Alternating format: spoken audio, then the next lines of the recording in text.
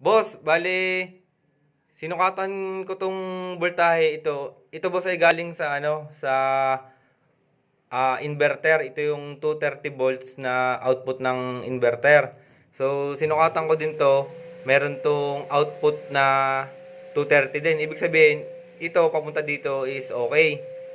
Ngayon, para ma-verify natin kung okay ba to, ito kasi yung pumipili kung ang magsusupply sa atin is Meralco o solar.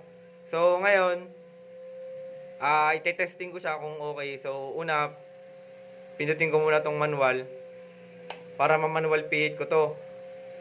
Ngayon, currently, dahil nasa solar tayo, lahat ng nagsusupply ngayon, puro solar yan. So, dapat pag pinihit ko to, tapos binal ko sa automatic, dapat babalik. Pag bumalik to, ibig sabihin okay tong automatic transfer switch. So, piting ko ulit. Boss, ipipiting ko ulit. Ulit. Yon. So, boss, ngayon, naka-meral ko. Tapos, pag pindot ko tong automatic, dapat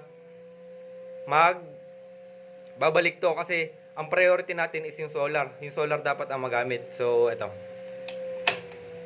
Yun. So, ito boss, okay ito. Ibig sabihin, tinuturo niya yung dun, ang kinukuhanan niya ng supply is yung lagi yung priority, yung solar. So, ayun boss.